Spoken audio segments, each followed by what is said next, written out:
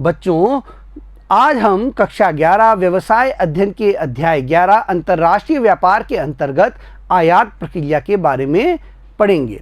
आयात निर्यात प्रक्रिया बहुत महत्वपूर्ण प्रक्रिया है अंतर्राष्ट्रीय व्यवसाय में प्रवेश करने के हिसाब से। निर्यात प्रक्रिया के बारे में हमने गत वीडियो में पढ़ा था। अब आयात प्रक्रिया को विस्तार से देखते हैं। आइए चलें। आयात प्रक्रिया देखिए, दूसरे देश से अपने देश में सामग्री मंगाना आयात कहलाता है। हमारा जो देश है भारत, यह कई देशों से सामग्री मंगाता है। यूएसए से भी मंगाता है, यूके से भी मंगाता है और चीन से भी यह सामग्री अपने देश में हम मंगवाते हैं। अब सभी देशों के साथ हमारी अलग अलग प्रकार की संधियां हैं। सभी देशों के साथ अलग अलग प्रकार के हमारे संबंध हैं। इन संधियों के कारण वहां से आने वाले उत्पादों पर अलग तरीके से कस्टम ड्यूटी लगाई जाती है और उसकी दर भी हर देश के लिए अलग अलग होती है। आइए देखते हैं। आयात व्यापार से अभिप्राय बाह्य देश से माल के क्रय से है, दूसरे देश से माल को खरीदना है। आयात प्रक्रिया भिन्न भिन्न देशों के संबंध में भिन्न भिन्न होती है, जो देश की आयात एवं कस्टम संबंधी नीतियों एवं अन्य वैधानिक आवश्यकताओं पर निर्भर करती है। और जो ये आपसी संबंध होते हैं, ये आयात नीति पर निर्भर करते हैं, कस्टम नियमों पर निर्भर करते हैं। आगे देखते हैं बच्चों, आयात प्रक्रिया के चरण देखिए। जिस प्रकार हमने निर्यात प्रक्रिया की कई सारी औपचारिकताओं को देखा था, उसी प्रकार आयात की भी कई औपचारिकताएं होती है जो व्यवसायी को पूर्ण करनी होती है। आइए देखते हैं। पहला है व्यापारिक पूछताछ। जब कोई भी व्यापारी दूसरे देश से माल का आयात करता है तो वह सबसे पहले पूछताछ करता है। वह सबसे पहले अपने आवश्यक उत्पादों के बारे में विज्ञापन या पूछताछ पत्र के माध्यम से दूसरे देश के व्यापारियों से पूछताछ करता है। इसके बाद में आयात लाइसेंस प्राप्त करना। अब चूंकि उसे दूसरे देश से माल खरीदना है तो उसे आयात लाइसेंस भी प्राप्त करना होगा। जिस प्रकार निर्यातक को निर्यात लाइसेंस प्राप्त करना होता है, उसी प्रकार आयातक को आयात लाइसेंस भी प्राप्त करना होता है। तो इसके बाद में आयात लाइसेंस प्राप्त करना, फिर विदेशी मुद्रा का प्रबंध करना। अब चूंकि दूसरे देश के साथ आप व्यापार कर रहे हैं, भारतीय व्यापारी जो भारत का व्यापारी है वह यूएसए के व्यापारी के साथ क्या कर रहा है, व्यापार कर रहा है। वहां से अब यहां पर हम क्या करेंगे, आयात कर रहे हैं इस समय। तो अब जब दूसरे देश का व्यापारी अपनी वस्तु देगा तो वह चाहेगा कि उसको भुगतान जो है, उसको जो भुगतान है वो या तो आप अमेरिका की जो धनराशि है उसमें दें या फिर अंतर्राष्ट्रीय मुद्रा के रूप में दें। तो ये है डॉलर, तो आपको डॉलर में भुगतान करना होगा। इसके लिए आपको अपने जो भारतीय रुपया है इसको विदेशी मुद्रा में परिवर्तित करवाना होगा और इसके लिए आपको विदेशी मुद्रा का प्रबंध करना होगा, जो कि आरबीआई के नियमों के अनुसार होगा। इसके बाद में आदेश अथवा इडेंट भेजना। अब चूंकि आपने पूछताछ की थी तो अन्य देश के व्यापारियों ने आपको क्या भेजा था, कोटेशन भेजा था। देखिए क्या भेजा था, अन्य देश के व्यापारियों ने कोटेशन भेजा था। आपने इस व्यापारी के कोटेशन पर क्या किया, स्वीकृति दे दी। तो अब आप इसे क्या भेजेंगे, आदेश भेजेंगे कि भाई अब मुझे आपसे आपकी शर्तें मंजूर है, अब आप मेरे लिए क्या करें, उत्पादन करें। आदेश भेजना। इसके बाद में साख पत्र प्राप्त करना। वह भी आपसे क्या करेगा, क्योंकि आपकी क्रेडिट अच्छी है कि नहीं है, इसके लिए आपसे साख पत्र की मांग करेगा, भुगतान की गारंटी प्राप्त करना चाहेगा। तो आपका काम क्या होगा, आयातक का वह साख पत्र प्राप्त करेगा।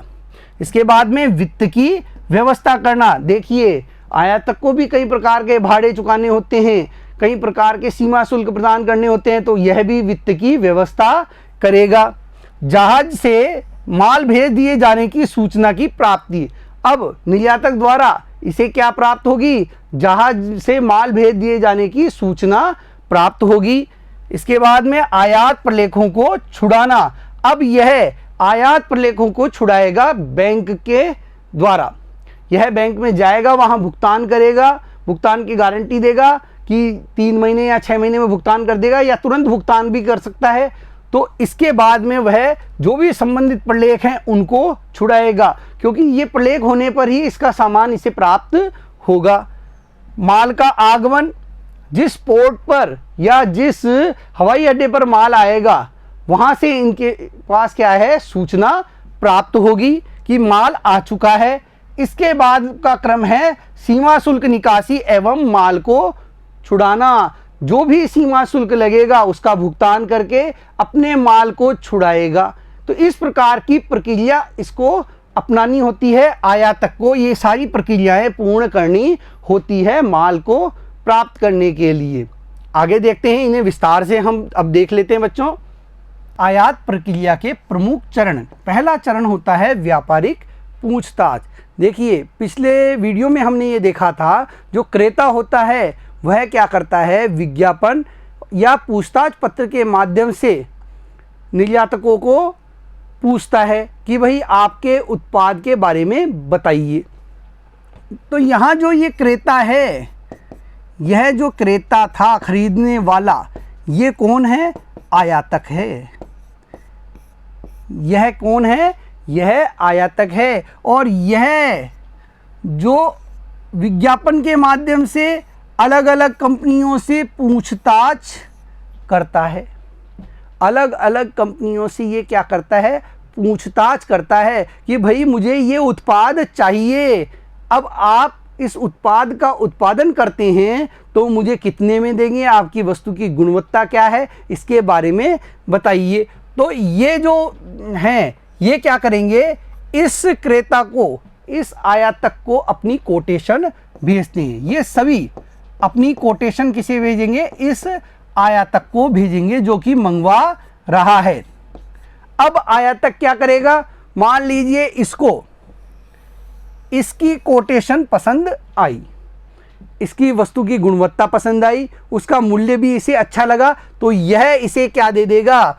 आदेश प्रदान कर देगा। यह इसे क्या देगा? आदेश देगा, वस्तु का मंगवाने के लिए आदेश प्रदान कर देगा कि भाई आप उत्पादन करो, हम आपकी वस्तु को खरीदेंगे। आइए देखते हैं। सर्वप्रथम आयातक फर्म उन देशों एवं फर्मों के संबंध में सूचना एकत्रित करेगी जो उत्पाद विशेष का निर्यात करते हैं। यह सूचना उसे व्यापार निर्देशिका अथवा व्यापार संघ एवं व्यापार संगठनों से प्राप्त होती है। और यह सूचना उसे कहाँ से प्राप्त होगी? कि भाई ये कौन कौन सी संस्थाएं उसके द्वारा आवश्यक वस्तु का उत्पादन कर रही हैं, इसकी जानकारी उसे व्यापार निर्देशिका से प्राप्त होगी। आपने टेलीफोन डायरेक्टरी देखी है ना, उसी प्रकार व्यापार निर्देशिका भी होती है कि कौन सी कंपनी किस प्रकार के उत्पाद तैयार करती है, अथवा व्यापार संघ व व्यापार संगठनों से यह प्राप्त होती है, ये जानकारी उसे प्राप्त होती है। व्यापारिक पूछताछ आयातक फर्म द्वारा निर्यातक फर्म के नाम लिखित प्रार्थना पत्र है, जिसमें वह उस मूल्य एवं विभिन्न शर्तों की सूचना देने के लिए प्रार्थना करता है जिन पर निर्यातक माल का निर्यात करने के लिए तैयार है। देखिए, निर्यातक किस मूल्य पर माल का निर्यात कर रहा है, इसकी जानकारी प्राप्त करने के लिए आयातक द्वारा क्या भेजा जाता है? पूछताछ पत्र भेजा जाता है। और इसके जवाब में निर्यातक उसे क्या भेजता है? प्रारूप बीजक भेजता है, उसे कोटेशन भेजता है, जिसमें माल की गुणवत्ता, मूल्य के बारे में जानकारी होती है। उसके अंदर सुपुर्दगी की शर्तें भी होती हैं, भुगतान की शर्तों का उल्लेख भी होता है। आयात लाइसेंस प्राप्त करना। देखिए, अब चूंकि दूसरे देश से वस्तुएं मंगाई जा रही है, तो ऐसी स्थिति में आयात का लाइसेंस भी प्राप्त करना आवश्यक हो जाता है आयातक के लिए आयातक को यह जानना आवश्यक है कि जिन वस्तुओं का वह आयात करना चाहता है उन पर आयात लाइसेंस लागू होता है अथवा नहीं। उसे यह जानकारी भी होनी चाहिए कि वह जिन वस्तुओं का आयात कर रहा है उसके लिए आयात लाइसेंस लेना है या नहीं लेना। यदि उन वस्तुओं के आयात के लिए लाइसेंस की आवश्यकता है तो वह आयात लाइसेंस प्राप्त करेगा। अधिकांश वस्तुओं पर आयात के लिए लाइसेंस लेना होता है। विदेशी मुद्रा का प्रबंध। अब देखिए, चूंकि यह जो आयातक है यह दूसरे देश के फर्म से क्या करेगा, माल मंगवा रहा है तो उसे भुगतान भी करेगा। अब अमेरिका की फर्म है मान लीजिए, तो इसे डॉलर में भुगतान करना होगा, तो इसके लिए उसे विदेशी मुद्रा की आवश्यकता होगी। आयात लेन देन से संबंधित आपूर्तिकर्ता विदेश में रहता है। ये जो आपूर्तिकर्ता है ये कहाँ रहता है, विदेश में रहता है। वह भुगतान विदेशी मुद्रा में करना चाहेगा और वह भुगतान भी कहीं में करना चाहेगा, विदेशी मुद्रा में करना चाहेगा। देखिए, हम मंगवा रहे हैं तो जो निर्यातक है वह यह चाहेगा कि उसके देश की मुद्रा में उसका भुगतान किया जाए, तो ऐसी स्थिति में विदेशी मुद्रा में ही उसका भुगतान किया जाएगा। ये नहीं है कि यूएसए से हमने सामान मंगवाया है और रुपए के अंदर हम क्या करें, रुपए के अंदर उसका भुगतान कर दें, ऐसा नहीं होगा। उसे उसी की मुद्रा में भुगतान करना होता है। विदेशी मुद्रा में भुगतान के लिए भारतीय मुद्रा का विदेशी मुद्रा में विनिमय कराना होगा। भारत में सभी विदेशी विनिमय संबंधित लेन देनों का भारतीय रिजर्व बैंक के विनिमय नियंत्रण विभाग द्वारा नियमन होता है, और जो भी ये विदेशी मुद्रा का नियमन होता है इस पर नियंत्रण किसके द्वारा रखा जाता है, आरबीआई के द्वारा, उसके विनिमय नियंत्रण विभाग द्वारा इस पर नियमन किया जाता है। प्रत्येक आयातक के लिए विदेशी मुद्रा का अनुमोदन प्राप्त करना आवश्यक होता है, और हर आयातक फर्म के लिए विदेशी मुद्रा का अनुमोदन प्राप्त करना, उसके विनिमय का अनुमोदन प्राप्त करना आवश्यक होता है। इस अनुमोदन को प्राप्त करने के लिए भारतीय रिजर्व बैंक द्वारा अधिकृत बैंक के पास विदेशी मुद्रा जारी करने के लिए आवेदन करना होगा। यानी आपको आवेदन करना होगा किस बैंक के पास, जो भारतीय रिजर्व बैंक से अधिकृत है, जो भारतीय रिजर्व बैंक द्वारा अधिकृत किया गया है उसके पास विदेशी मुद्रा जारी करने के संबंध में आपको आवेदन पत्र देना होगा। आदेश अथवा इडेंट भेजना। अब क्योंकि यह उसने आयात लाइसेंस भी प्राप्त कर लिया है तो वह क्या करेगा, आदेश जारी करेगा। लाइसेंस प्राप्त होने के पश्चात आयातक निर्धारित वस्तुओं की आपूर्ति हेतु निर्यातक के पास आयात आदेश अथवा इंडेंट भेजेगा। अब वह उसे क्या देगा, आयात करने के लिए आदेश देगा कि भाई आप अब हमें यह वस्तु भेज दीजिए, आप हमें यह वस्तु दीजिए, हम इसका आयात करना चाहते हैं। इस आदेश में आदेशित वस्तुओं का मूल्य, मात्रा, माप, श्रेणी, गुणवत्ता एवं पैकिंग, माल का लदान बंदरगाह जहां से माल को ले जाया जाएगा एवं जहां ले जाया जाएगा की सूचना दी जाती है। और अब वह यह भी बताएगा कि भाई मेरे को इस बंदरगाह पर माल चाहिए, देश के इस बंदरगाह पर माल चाहिए, जो कि उस फर्म के क्या होगा, नज़दीक होगा, क्योंकि हो सकता है वह विदेशी फर्म उसके माल को किसी अन्य बंदरगाह पर भेज दे जो उससे बहुत दूर है।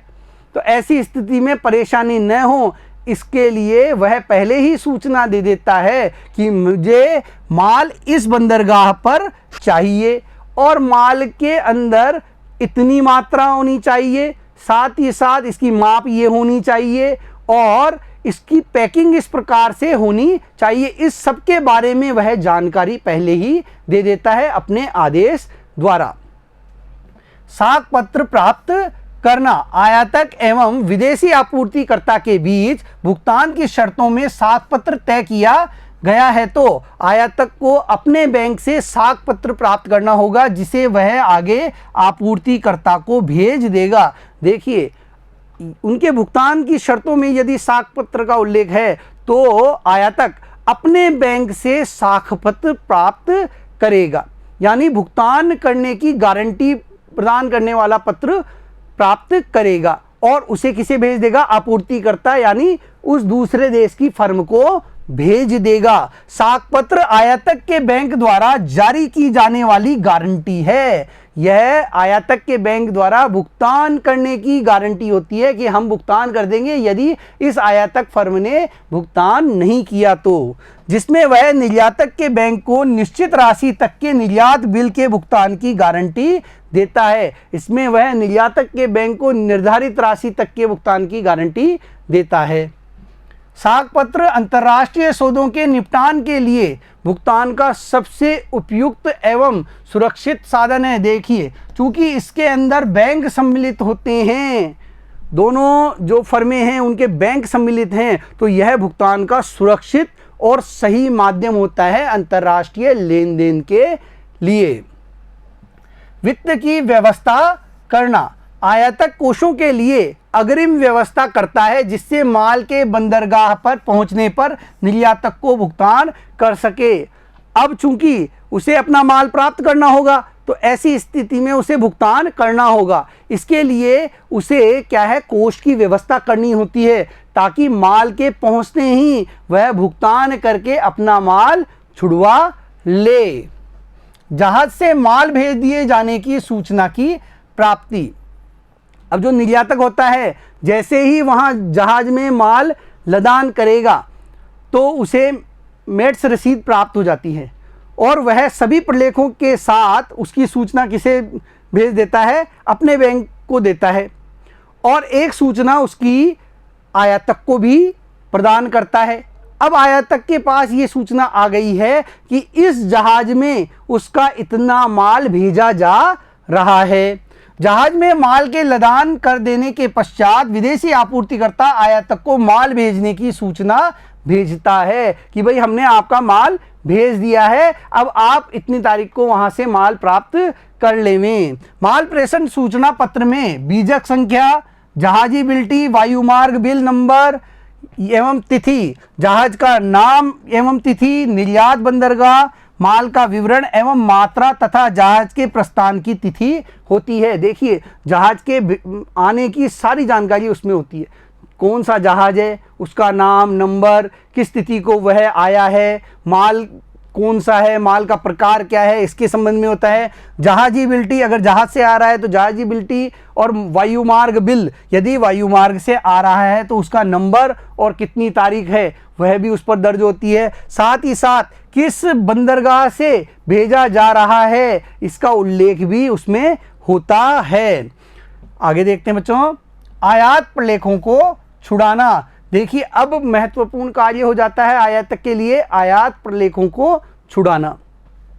माल रवानगी के पश्चात विदेशी आपूर्तिकर्ता आवश्यक प्रलेखों, विनिमय विपत्र, वाणिज्यिक बीजक, जहाजी बिल्टी, वायुमार्ग बिल, पैकिंग सूची, उद्गम स्थान प्रमाण पत्र, समुद्री बीमा पॉलिसी आदि का संग्रह अपने बैंक को आयातक को भुगतान प्राप्त कर सौंपने के लिए देता है। अब यह निर्यातक अपने बैंक को देकर यह कह देता है कि भाई तुम इसे आयातक को देना, लेकिन कब? जब वह भुगतान कर दे। मतलब बैंक क्या करेगा?